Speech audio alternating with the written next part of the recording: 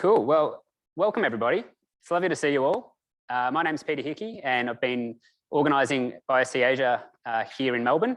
I'll introduce you to some other people that have been helping a lot with the organisation, but if there's any issues, any questions on the day, please come and have a chat with me and I'll be the first point of contact. Make sure my sound is off here as well, sorry. So yes, thanks for coming along. I'd like to begin by acknowledging that today here we're meeting on the lands of the Wurundjeri people of the Kulin Nation. I pay my respects to their elders past and present and emerging. For those joining online here in Australia, please think about the traditional owners of the lands on which you're joining us today, and for those overseas too. So sovereignty has never been ceded. This is and always has been Aboriginal lands. So some housekeeping to get started. First of all, we ask that you please follow the Bioconductor Code of Conduct. You can take a scan of that to read it in detail, but I'm just going to highlight the main things that we ask you to please follow and abide by in attending this conference. So Bioconductor is a community. It's not just some software project. It's a bunch of people getting together to do work together. And it's a community that values sharing of ideas and code and expertise, collaboration, diversity and inclusion, and we want to make this a kind and welcoming environment. So in line with these, we are dedicated to providing such an environment, and we want to make this a conference and more broadly a community that's free of harassment, intimidation and any bullying. So Bioconductor has a Code of Conduct Committee. This is some of the members of that committee. I've highlighted here Anna, who's here today. So if you do have any issues today, or tomorrow during the conference, and you would like to report any issues, you've got a few different options. One is to talk with Anna directly as the representative of the Code of Conduct Committee. There's also an online reporting form or an email address, codeofconduct@bioconductor.org. Reports can be made anonymously, and we certainly hope there's no issues, but we want to make sure there's systems in place should there be any. So as I mentioned, I've been organising this with a few colleagues. So Dario is up in Sydney.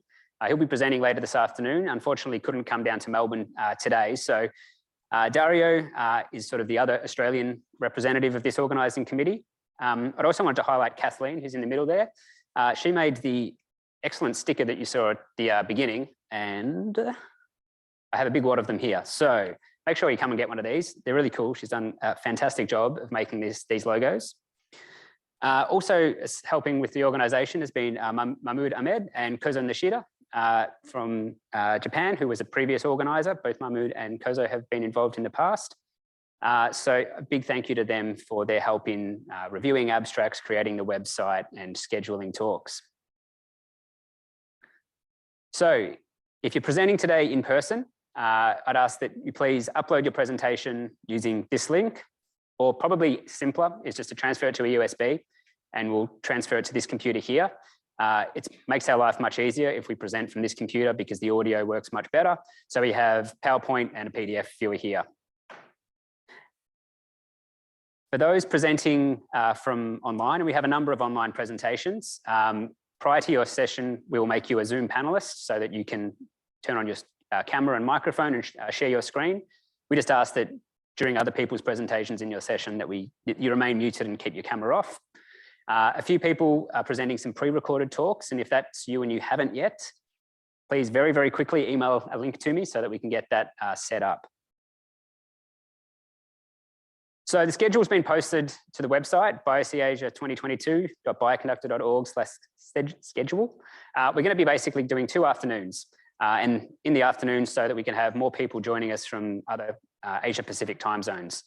So whilst we're here in Melbourne, we do have people from various other countries in the Asia Pacific joining, and we want to involve them as much as possible. So today we're going to be running a session until 3 o'clock. At 3 o'clock, there'll be a tea break out in the lobby where you first came in. Out there are bathrooms too, if you haven't seen them, just to your right as you exit. I know there are some people here today who didn't necessarily register for in-person attendance. You're very welcome. Thank you for coming along in person. It's great to have you here. We just asked that perhaps for the tea break, if you just hang back a little bit to make sure we've got enough catering. based on lunch, we've got plenty, so you're not going to go thirsty or starving, but if you don't mind just hanging back for a moment just to let those who did register in person get in first. And then we'll have a second session this afternoon. I just note there have been a few changes to the program that I've updated on the website. So I haven't been able to communicate these to everyone yet. So Yue Kao, if you're in the audience, I've just asked that you present 15 minutes earlier than your originally scheduled presentation. Gokna, who was due to present in this session, is unwell and has a crook child. So hopefully she'll be able to join us tomorrow, perhaps online. So we might go a little bit longer tomorrow and we're going to go a little bit shorter today. At the end of today, you're very welcome to join us next door at the Oxford Scholar. The Oxford Scholar is a pub. Welcome to come along, catch up with people, have a drink, have a bite to eat. There'll be alcoholic, non-alcoholic options available. And tomorrow we'll basically do it all again, starting again at 1 o'clock. I put up a map of how to get from here to the pub. It overcomplicates things. Go out the way you came in, turn right, it's the next door. You pretty much can't miss it, I think, but we'll be heading there about 4:30 at the end of today's proceedings. For online discussions, we're using the Bioconductor Slack group. If you're not a member, I encourage you to sign up, not just for today, but more broadly. It's a place where you can ask questions of package developers, get advice on analyses, developing software yourself. We have set up a channel for today's conference, BioC Asia 2022. If you're at home, please post your questions to any presenters there. We're using that rather than the Zoom chat. So post your questions there and we'll ask the session chairs to relay those questions to the speaker. It also allows people to continue the discussions beyond today and beyond the sessions. So please do make use of this.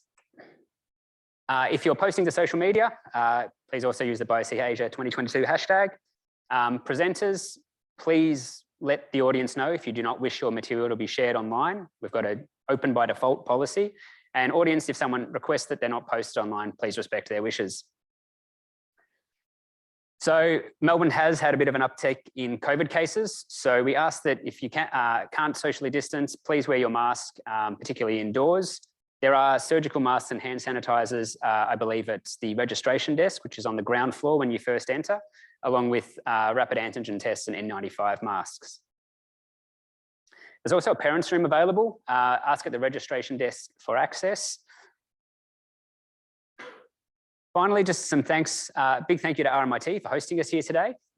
We got upgraded to this much better facility than where we were previously, and this has allowed us to have more people in and a much better AV setup. And particular thanks to Chinwei Tan and Damesh who work at WEHI and have been coordinating from Abacus with all these satellite events that have been going on. Also to the University of Melbourne for their Zoom account, and also to our previous sponsor, CSL.